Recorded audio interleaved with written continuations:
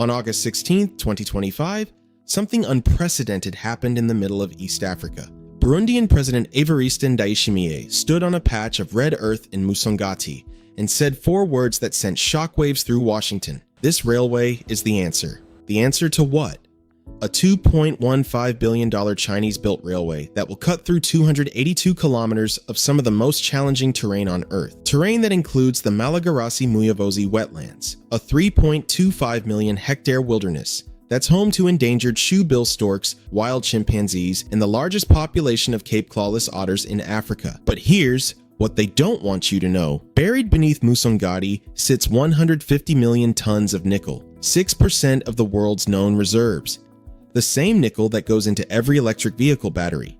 The same nickel that China currently controls 72% of global processing for. While the United States was pouring $4 billion into the Lobito corridor on Africa's west coast, China quietly secured the eastern route, a route that will connect these minerals to Dar es Salaam's port in just 20 hours, down from 96 hours by truck.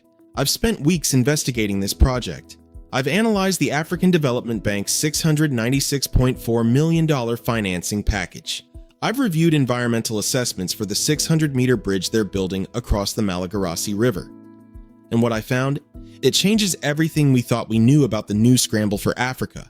If you're someone who wants to understand the real forces reshaping our world before the mainstream media catches on, because what happens in this remote corner of East Africa over the next 72 months will determine who controls the battery metals powering our future. Chapter 1. The $2.15 billion bet nobody saw coming. Let me take you back to January 29, 2025. It was a sweltering morning in Dar es Salaam when Tanzania's Minister of Transport, Professor Makame Mbarawa, walked into the SGR John Pombe Magufuli station. He was there to sign what would become one of the most significant infrastructure agreements in East African history. Across the table sat representatives from China Railway Engineering Group and China Railway Engineering Design and Consulting Group. Behind them, a $2.15 billion contract that would connect Tanzania's standard gauge railway network to Burundi for the first time in history. The numbers are staggering. 282 kilometers of electrified track, a 600-meter multimodal bridge across the Malagarasi River, designed to carry both trains and vehicles. 7 passenger stations, 1 massive freight terminal in Musongati, and a 72-month timeline that Chinese engineers say they'll beat by at least 3 months. Professor Mbarawa stood at the podium and made a bold claim. This railway aligns with the African Union's Agenda 2063. It will transform how goods and people move across East Africa. But what he didn't mention, what almost no one was talking about, was the strategic calculation happening thousands of miles away, in Beijing, in Washington, and in boardrooms across Europe. Because this isn't just about moving cargo. This is about who controls the supply chains for the minerals that will power the 21st century economy. The African Development Bank understands this. That's why they approved $696.41 million in financing in December 2023, $98.62 million in grants for Burundi, and $597.79 million in loans and guarantees for Tanzania. They're aiming to mobilize an additional $3.2 billion from commercial banks, development finance institutions, and export credit agencies. Tanzania's ongoing SGR projects have already created over 30,000 jobs and generated more than 350 billion Tanzanian shillings in income.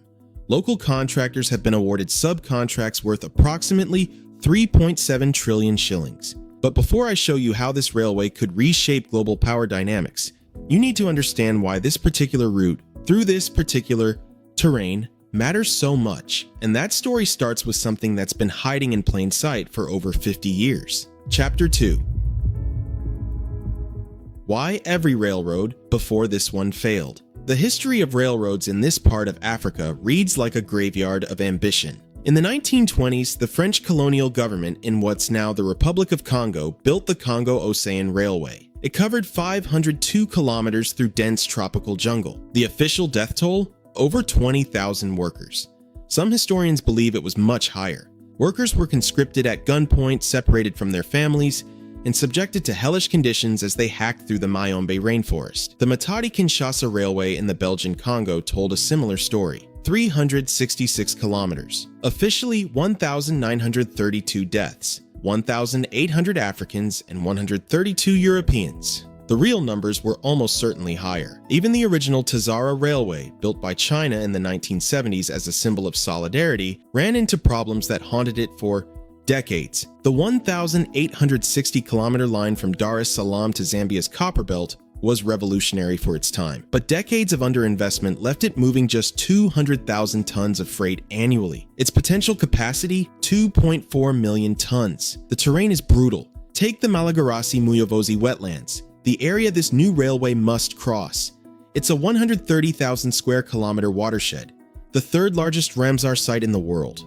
7 rivers wind through it. Local tribes have nicknamed the Malagarasi the River of Bad Spirits. Henry Morton Stanley, the famous explorer, wrote about the natural barrier it created between communities. The terrain is so challenging that large parts of the watershed have never been properly explored, and yet China is betting they can build through it in 72 months, with an electrified standard gauge line capable of carrying 3 million tons of minerals annually. Why? Because the prize at the end of this railway is worth the risk.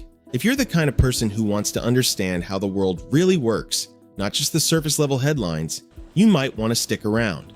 Because what I'm about to reveal about what's buried beneath Musongati hasn't been covered by any mainstream media outlet, and it explains why China, the United States, and the European Union are all racing to secure their position in East Africa right now. Chapter 3.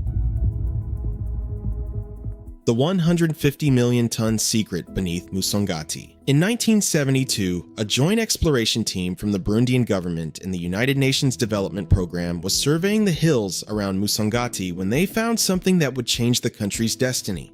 Nickel, massive deposits of it. Over the following decades, the UNDP would spend approximately $200 million on drilling and infrastructure development. They drilled down to 12,000 meters.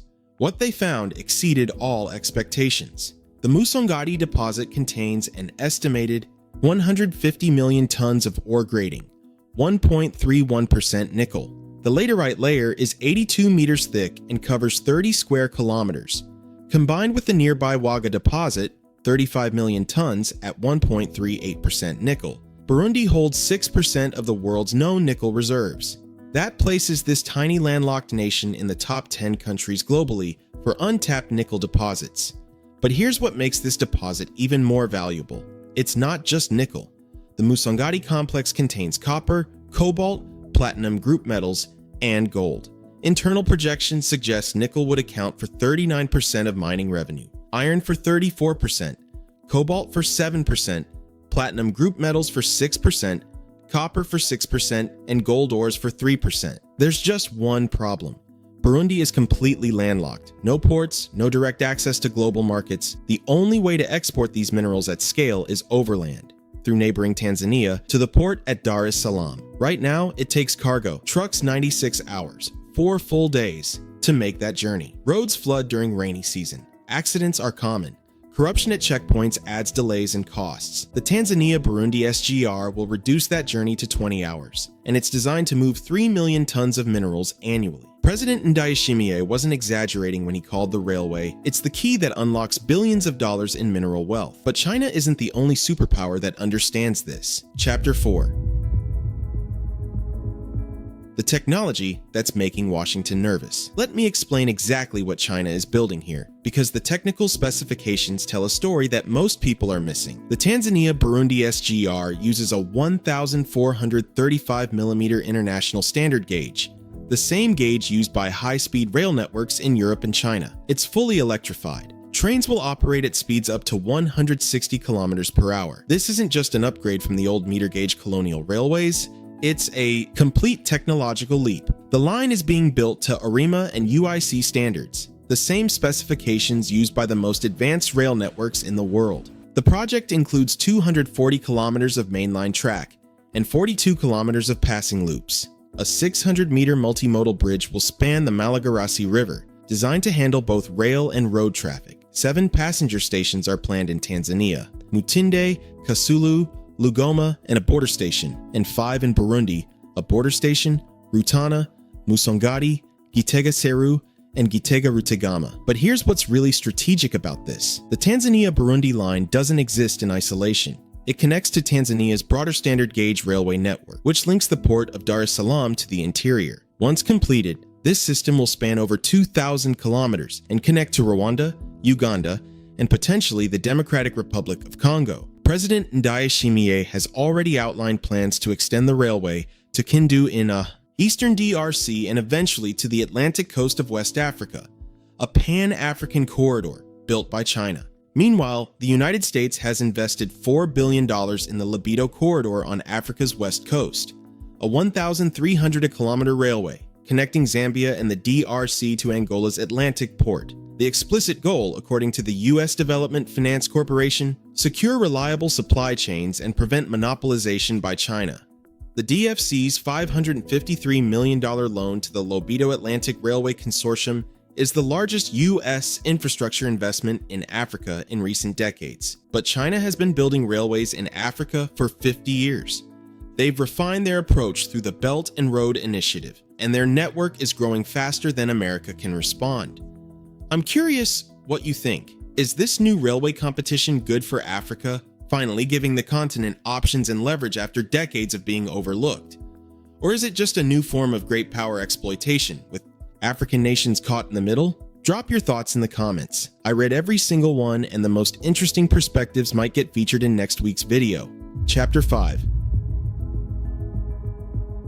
The hidden cost that nobody's talking about. I want to talk about something that makes me uncomfortable, because the story of infrastructure development is never simple. The Malagarasi Muyovozi wetlands became Tanzania's first Ramsar site on April 13, 2000. It's internationally recognized as a wetland of global significance, and the railway will cut right through its catchment area. The wetlands are home to vulnerable and endangered species, a prehistoric-looking stork that stands over a meter tall, the wattled crane, African bush elephants, Setatunga, a rare swamp-dwelling antelope, and the Central African slender-snouted crocodile.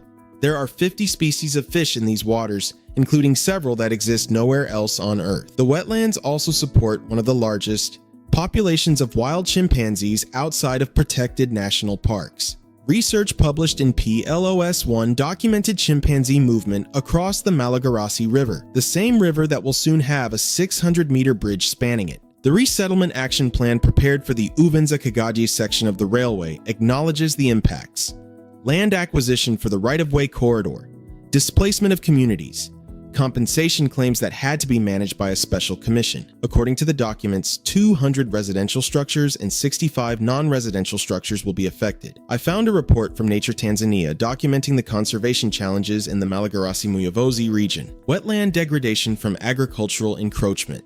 Heavy deforestation for tobacco curing. Between 1984 and 2001, woodland cover declined by 0.09% per year, and wetland vegetation by 2.51% per year. Human-elephant conflict is a major problem.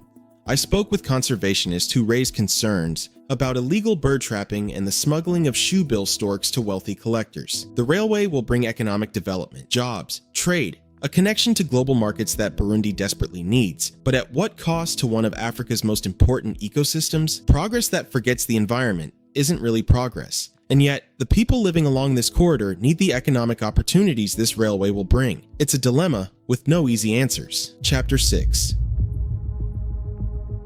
What happens if this railway fails? Let me tell you about Kenya's standard gauge railway, because it shows exactly what can go wrong.